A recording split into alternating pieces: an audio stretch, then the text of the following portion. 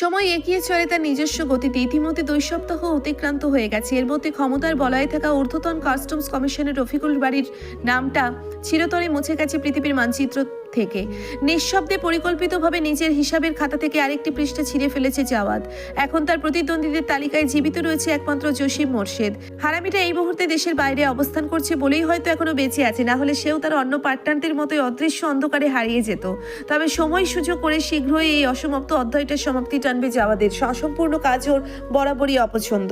Next উইকে ওদের কানাডার ফ্লাইট। জাওয়াদ অবশ্য চেয়েছিল এই এক সপ্তাহের মধ্যে নিজের জন্মভূমি ইন্ডিয়াতে যেতে, কিন্তু মধুর কারণে সেটা সম্ভব হচ্ছে না। মেয়েটা কোনোভাবেই ওকে ছাড়তে চাইছে না। ওর ধারণা জাওয়াদ যদি ওকে একা রেখে আবারও হারিয়ে যায়, জাওয়াদকে একবার হারিয়ে ফেলার পর দীর্ঘ অনিশ্চয়তা কাটিয়ে পুনরায় ফিরে পেয়েছে, কিন্তু এবার হারিয়ে গেলে মধু মরেই যাবে। এদিকে জাওয়াদ কোনোভাবেই মধুকে বোঝাতে পারছে না ও ফিরে আসবে। স্ত্রীর সন্তান ছাড়া নিজের অস্তিত্বও কল্পনা করতে পারে না জাওয়াদ। কিন্তু মেয়েটা ওর কথা শুনলে তো যুক্তির ভাষা সবসময় হৃদয়ের কাছে পরাস্ত হয়। শেষমেশ বাধ্য হয়ে ইন্ডিয়া যাওয়ার প্ল্যানটা ক্যান্সেল করতে হয়েছে জাওয়াদকে। ওদিকে ইরান ইতিমধ্যে কানাডায় নিউ কোম্পানি ওপেনের কার্যক্রম শুরু করে দিয়েছে। মাত্র 2 দিন পর কোম্পানি গ্র্যান্ড ওপেনিং সেরিমনি। রেভিনার জাওয়াদ এখানে বসে থেকে অনলাইনের মাধ্যমে ইরানকে সহায়তা করছে। পরিকল্পনা, স্ট্র্যাটেজি, ফাইন্যান্সিয়াল স্ট্রাকচার সবকিছুতেই জাওয়াদের মতামত গুরুত্বপূর্ণ। দূরত্ব থাকলেও নিয়ন্ত্রণের সুতোটা ওর হাতেই সীমাবদ্ধ। জাওয়াদের ইচ্ছে ছিল গ্র্যান্ড ওপেনিং এর সময় সে নিজে উপস্থিত থাকবে। বহু ঝড় ঝঞ্ঝা পেরিয়ে এসে স্বপ্নের ভিত্তি সে গড়েছে। তার প্রথম আলোটা নিজের চোখে দেখার ইচ্ছে কি খুব স্বাভাবিক নয়? তবে সবকিছু গুছিয়ে কানাডায় স্থায়ীভাবে শিফট হতে আরো কিছুদিন সময় দরকার। এই ভাবনা থেকেই গ্র্যান্ড ওপেনিং এ সরাসরি উপস্থিত থাকার পরিকল্পনা ক্যান্সেল করে দিয়েছে জাওয়াদ। তাছাড়া ইরান তো ওখানে থাকছে। ইরান সবটা বেশ ভালোভাবে কভার করে ফেলতে পারবে, এটা জাওয়াদ ভালো করেই জানে। হাতে এখনো 1 সপ্তাহের মতো সময় আছে। জাওয়াদ সিদ্ধান্ত নিয়েছে সবাইকে নিয়ে সেন্ট মার্টিন থেকে ঘুরে আসবে। কানাডায় স্থায়ীভাবে চলে গেলে হয়তো এত সহজে বাংলাদেশে আর ফেরা হবে না। দেশের সবকিছু তখন স্মৃতির অংশ হয়ে যাবে। এখন বেলা বিকেল 4টে। সন্ধ্যা 6টার দিকে সেন্ট মার্টিনের উদ্দেশ্যে রওনা দেবে সবাই। মেহেব অবশ্য প্রথমে ওদের সঙ্গে যেতে চায়নি, কারণ 4 দিন পর ওর নিউ ইয়র্কের ফ্লাইট। জাওয়াদ ওকে আশ্বস্ত করে বলেছে 3 দিনের মধ্যেই ওরা ফিরে আসবে। শেষমেশ আর নিষেধ করেনি মেহেব। কে জানে আবার কবে সবাই এভাবে একসাথে সময় কাটাতে পারবে। হয়তো এটাই তাদের একসঙ্গে কাটানো শেষ কয়েকটা নির্ভার দিন। অফিসিয়ালি সমস্ত ফাইল চেক করা শেষে ল্যাপটপটা বন্ধ করে মধুর দিকে তাকালো জাওয়াদ। মধু বেডের একপাশে দাঁড়িয়ে জামাকাপড় গুছিয়ে ব্যাগে রাখছে। জাওয়াদ কিছুক্ষণ নীরব দৃষ্টিতে সেদিকে তাকিয়ে থেকে সোফা থেকে উঠে দাঁড়ালো। পরক্ষণেই ক্ষীণ শব্দে এগিয়ে এসে বেডের কিনারায় বসলো। মধু এক ঝলক জাওয়াদের দিকে তাকিয়ে পুনরায় ব্যাগ গোছাতে গোছাতে শুধালো, আপনার যা যা লাগবে সবই নিয়েছি, একবার দেখে নিন তো সব ঠিকঠাক আছে কিনা। জাওয়াদ কোনো প্রতি উত্তর করলো না। ও হাত বাড়িয়ে মধুর কবজি চেপে ধরে ওকে টেনে নিজের কোলের উপর বসিয়ে নিল। মধু চমকে উঠে শুধালো, একদম অসভ্যতম করবেন না বলে দিচ্ছি, আমি এখন শাওয়ার নিতে পারবো না। জাওয়াদ ওর কানের নিম্নাংশে ওষ্ঠ ছোঁয়াতে ছোঁয়াতে হিসিয়ে শুধালো, সরি জান, তোমার কথাটা এখন রাখতে পারবো না।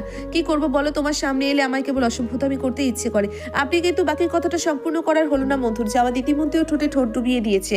তীব্র আশ্লেষীয় মধুর অধরের সুধা শুষে নিতে ব্যস্ত। এহেন বেপরোয়া আদরে মধুর শ্বাস আটকে এলো। ও সরে আসার চেষ্টা করতেই জাওয়াদ শক্ত হাতে ওর কোমর চেপে ধরে নিজের সঙ্গে মিশিয়ে নিল। স্বামীর উষ্ণ আদরে একসময় মধু নিজেও সাড়া দিল। ওর হাত চলে গেল জাওয়াদের শার্টের বাটনে। পরপর 3টে বাটন খুলতেই করিডোর থেকে ভেসে এলো মেহেরানের কণ্ঠস্বর, মাম্মা পাপা কোথায়? রুমের দিকেই আস্তে আস্তে উচ্চস্বরে বাক্যটা ছুড়ে দিল মেহেরান। এহেন অপ্রত্যাশিত লগ্নে ছেলের কণ্ঠস্বরের শব্দে দুজনেই চমকে উঠল। জাওয়াদ তৎক্ষণাৎ মধুর ঠোঁট ছেড়ে উঠে দাঁড়ালো। ওর বুক ওঠানামাই করছে দ্রুত। শ্বাস অস্বাভাবিক এলোমেলো। নিজেকে সামলাতে পারছে না সে। এমন পরিস্থিতিতে ছেলের সামনেই কোনোভাবেই পড়তে কোনোভাবেই চায় না জাওয়াদ। এক মুহূর্ত দেরি না করে সোজা ওয়াশরুমে চলে গেল সে। মধু দ্রুত হাতের উল্টো পিঠ দিয়ে নিজের ঠোঁট মুছে নিল। এলোমেলো চুল ঠিক করে শাড়ির আঁচল সামলে নিল। যতটা সম্ভব নিজেকে স্বাভাবিক রাখার প্রাণপণ চেষ্টা করলো। মেহেরান রুমে ঢুকে চারপাশে তাকিয়ে বলল, মামা পাপা কোথায়? পাপাকে কোথাও দেখতে পাচ্ছি না কেন? মধু আর চোখে একবার ওয়াশরুমের বন্ধ দরজার দিকে তাকিয়ে শুধালো, পাপা হয়তো বাইরে গেছে সোনা, এখনই চলে আসবে। তুমি গিয়ে মামুনি আর চাচুকে বলো যেন তাড়াতাড়ি রেডি হয়, ঠিক আছে? আচ্ছা, পাপা এলে আমাকে বলো। ঠিক আছে সোনা।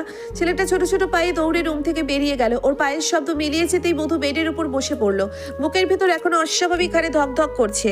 ও চোখ বন্ধ করে পরপর কয়েকটা গভীর শ্বাস নিল। ওয়াশরুমের ভেতর থেকে পানির শব্দ ভেসে আসছে। কিছুক্ষণ পর টাওয়াল দিয়ে ভেজা চুল মুছতে মুছতে ওয়াশরুম থেকে বেরিয়ে এলো জাওয়াদ। মধু আর চোখে সেদিকে একবার তাকিয়ে ঠোঁট কামড়ে হাসলো। মধুকে এভাবে হাসতে দেখে জাওয়াদের ভ্রু কুঁচকে গেল খানিকটা। হাতের টাওয়ালটা বেডের উপর নামিয়ে রেখে দাঁত চেপে শুধালো, খুব মজা লাগছে তাই না? অপেক্ষা করো, রাতে এর পুরো হিসাব বুঝে নেব। মধু ট্রাভেল ব্যাগের জিপার ভালোভাবে আটকে নিয়ে শুধালো, দেখা যাবে। জাওয়াদ কথা বাড়ালো না। ধপাধপ পা ফেলে ব্যালকনি নিতে চলে গেল। ওর ফিলিংসের কোনো দাম নেই মেয়েটার কাছে। মধু এক ঝলক সেদিকে তাকিয়ে নিজের কাজে মনোনিবেশ করলো। পরন্ত বিকেলের আলো ম্লান হয়ে এসেছে, সূর্য পশ্চিম আকাশে হেলে পড়েছে।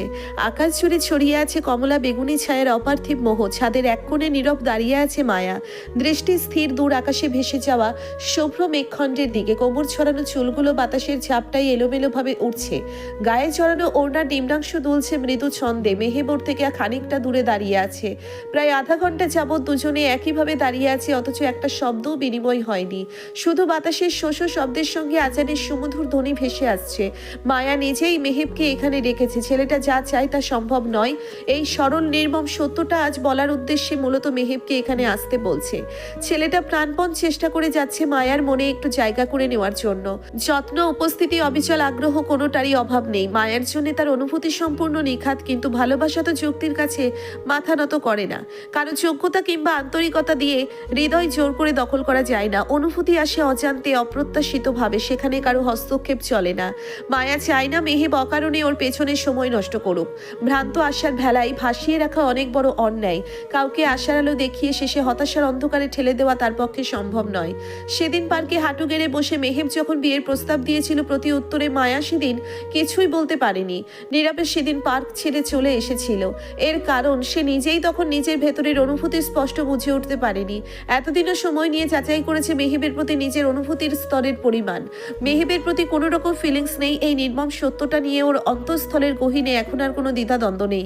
মেহেবকেও শ্রদ্ধা করে, ওর প্রতি সৃষ্টি মেহেবের অনুভূতিগুলোকে সম্মান করে, কিন্তু মেহেবকে ভালোবাসে না। মায়া ভালো করেই জানে মেহেবকে অনেক সুখে রাখতে পারত, ওর পাশে দাঁড়িয়ে সমস্ত ঝড়ঝাপটা সামলে নিতে পারত, তবুও মায়া তাকে ভালোবাসতে পারছে না। এই ব্যর্থতা ওর নিজের। মায়া দীর্ঘশ্বাস ফেলে চোখ বন্ধ করলো এক মুহূর্তের জন্য।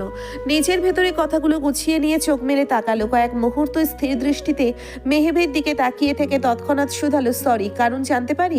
মায়া জিভ দ্বারা নিজের অধৈর্যরা ভিজিয়ে নিল, কণ্ঠ স্থির রাখার চেষ্টা করে শুধালো, আমি আপনাকে মিথ্যা আশা দিতে চাই না। অনেক ভেবেছি, অনেক সময় নিয়েছি নিজেকে বোঝার জন্য। আমি আপনাকে শ্রদ্ধা করি, আপনার ভালোবাসাকে সম্মান করি, কিন্তু আপনার প্রতি আমার কোনো রকম অনুভূতি জন্মায়নি। মেহেব অবিশ্বাস্য নয়নে তাকিয়ে রইল মায়ার দিকে। ক্ষণকালের ব্যবধানে অস্ফুট কণ্ঠে শুধালো, কি বললে? মায়া মনে মনে রুদ্ধশ্বাস ফেললো। এক মুহূর্ত থেমে শান্ত স্বরে শুধালো, সত্যি বলছি, আপনার অনুভবের মানুষটা আমি নই। আপনি বুদ্ধিমান। আমি কি বোঝাতে চেয়েছি আশা করি আপনি বুঝতে পারছেন। মেহেব স্থির দৃষ্টিতে তাকিয়ে রইল মায়ার দিকে। চোখের গভীরে শূন্যতা জমে গেছে, মুখের রং ফ্যাকাশে হয়ে এসেছে। কতটা সময় এভাবে কেটে গেল সেই হিসাব রইল না। মায়া দৃষ্টি সরিয়ে নিল মেহেবের থেকে। ভীষণ খারাপ লাগছে ওর, কিন্তু কিছুই করার নেই। যাকে ভালোবাসে না তার সঙ্গে সারা জীবন কাটানো এক প্রকার অসম্ভব। মায়া চলে আসার জন্য পা বাড়াতেই মেহেব আচমকা ওকে শক্ত করে জড়িয়ে ধরল। অপ্রত্যাশিত এহেন আকস্মিক ঘনিষ্ঠতায় চমকে উঠল মায়া। বিস্ময় বাকরুদ্ধ হয়ে গেল, টাল সামলাতে না পেরে দুই পা পিছিয়ে গেল। মেহেব যতটা সম্ভব ওকে শক্ত করে আঁকড়ে ধরে গোছালো, আঁকড়ে ধরে শুধালো, প্লিজ এভাবে বলো না, আমি মরে যাব। শুধু একটা সুযোগ দাও, আমি কখনো তোমাকে অভিযোগ করার সুযোগ দেব না, কখনো না। অস্বস্তিতে আড়ষ্ট মায়া নিজেকে ছাড়ানোর চেষ্টা করতে করতে শুধালো, কি করছেন আপনি? ছাড়ুন আমাকে। মেহেব মরিয়া হয়ে তীব্র অনুনয় নিয়ে শুধালো, না, ছাড়বো না। আগে বলো, একটা সুযোগ দেবে? তুমি আমাকে ভালোবাসতে না পারলেও সমস্যা নেই, আমাকে তোমায় ভালোবাসতে দিলেই হবে। আমি শুধু তোমার পাশে থাকতে চাই। প্রতি উত্তরে কি বলা উচিত মায়া বুঝতে পারলো না। মায়া ভালো করেই জানে করুণার জন্ম নেওয়া সম্পর্ক সর্বদা অস্থায়ী। একসময় তা আরো বড় আঘাত হয়ে নিজের কাছে ফিরে আসে। নিজেকে সামলে নিয়ে মায়া দৃঢ়স্বরে শুধালো, প্লিজ আমার কথাটা বোঝার চেষ্টা করুন। ভালোবাসা একতরফা হলে সময়ের সঙ্গে সঙ্গে সেটা বোঝা হয়ে যায়। রক্তে মাংসে গড়া প্রতিটি মানুষের মধ্যে নিজস্ব প্রত্যাশা থাকে। আমি সেই প্রত্যাশা পূরণ করতে না পারলে সম্পর্কটা তখন কোন জায়গায় গিয়ে দাঁড়াবে আপনি বুঝতে পারছেন? না, আমি বুঝতে পারছি না, আর না তো বুঝতে চাইছি। আমি শুধু জানি তুমি কেবল আমার। এটা কেমন পাগলামি করছেন আপনি? আমি কখনো এমন একটা সম্পর্কে আপনাকে আটকে রাখতে পারবো না যেখানে আপনি সব দেবেন আর বিনিময়ে আমি কিছুই অনুভব করব না। এতে আপনার পাশাপাশি আমার নিজের প্রতিও অন্যায় করা হবে। হলে হবে, তারপরেও আমি তোমাকে ছাড়ছি না, আমার তোমাকেই চাই। বাক্যটা বলা শেষে তৎক্ষণাৎ মায়াকে ছেড়ে দিল মেহেব। ও ছাদের দরজার দিকে এগোতে এগোতে একবার পেছন ফিরে মায়ার দিকে তাকিয়ে শুধালো, তুমি এখনো যথেষ্ট ছোট, অনেক কিছু বোঝার মতো পর্যাপ্ত জ্ঞান তোমার এখনো হয়নি। আমি 4 দিন পর নিউ ইয়র্কে ফিরে যাচ্ছি। পরের বার যখন আসবো মিসেস গ্রে হবার জন্য প্রস্তুত থেকো। মায়া স্তব্ধ নয়নে তাকিয়ে রইল ছাদের শূন্য দরজার দিকে। মেহেব ইতিমধ্যে ছাদের সিঁড়ি বেয়ে নিচে নেমে গেছে। অদূর আকাশে পাখিরা নিজস্ব নীড়ে ফেরার তাড়নায় দল বেঁধে ঝাঁকে ঝাঁকে উড়ে যাচ্ছে। ধূসর মেঘেরা ঢাকা পড়ছে গোধূলির লালিমায়। মায়া দৃষ্টি সরিয়ে শূন্য চোখে সেদিকে তাকিয়ে রইল পলকহীন।